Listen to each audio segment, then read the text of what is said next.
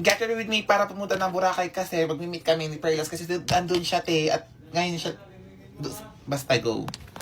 1 week na sila dun ate at ngayon lang ako punta kasi uwi na sila bukas para mag-extend ako para masaya. Hindi. Actually, meron pa akong hangover at parang hindi ko carry pero wala tayong magagawa.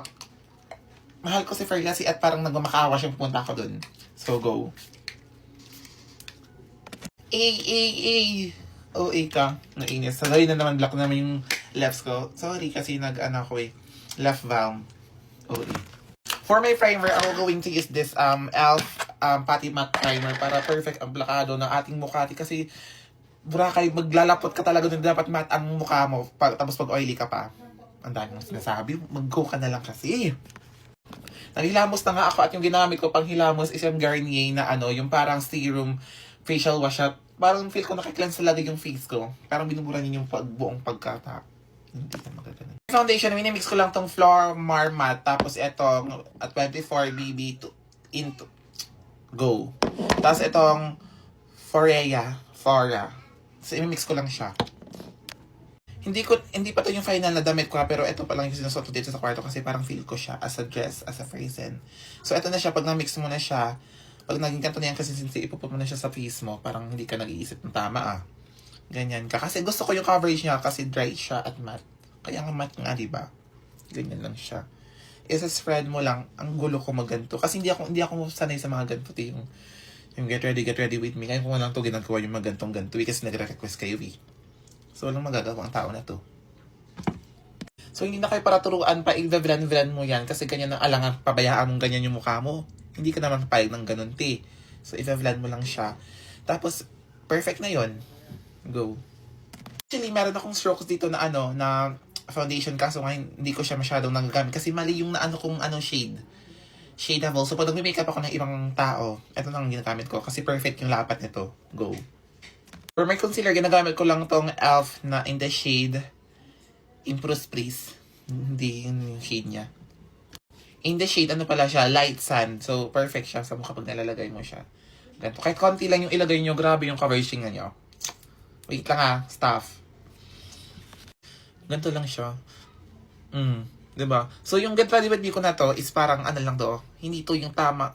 Tama naman siya na mag-makeup pero hindi ito yung sobrang detailed. Parang as a daily look lang siya. Mag-blend ka na nga. Naiinis ako sa'yo. Diba ang perfect ng niya? Yung lapat niya. Tignan mo naman yung coverage yan. Sobrang perfect niya. Plakada. Nakakatawa ka talaga. You're so funny. Like, you're giving me. For eyeshadow, I will be using this Mix and Match by Beauty Glaze. Nabigay pa sa akin ni Darwin. Thank you so much. Kasi ang ganda talaga niya. Tingnan mo. Pupot ko yung dito yung ganito. Ginagamit ko pala yung cream tsaka ivory. Tapos lalagay ko lang siya dito sa mata ko. Tapos ang perfect na ng lapat niyan. Diba? Like sa first sample lang.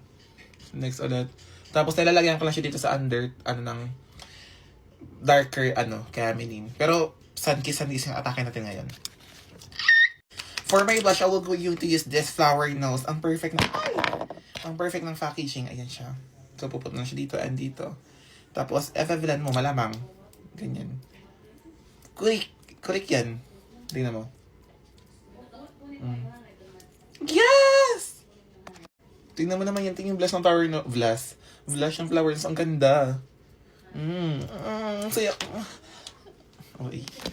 For my contour, kukuha lang ako dito. Hindi ka kukuha dyan. Ito, ang ating Liquid Face Beauty by Kim Yus. Ipuput natin siya dito sa gilid. And then dito din. And then dito sa forehead. Para plakado. And then dito sa nose. And then, ang dami mong nilalagyan. Huwag na, tama na to. Pati wara.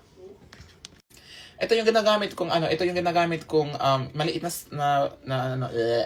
maliit na brush yung ginagamit ko para mas maganda yung yung pagbe-blend. Kasi pag malaking yung brush, hindi ko siya nabiblend na maayos at nagiging magulo siya. So, perfect yan pag maliit na brush yung gamit mo. Depende naman sa'yo kung saan ka mas comfortable. Your comfortableness is your priority.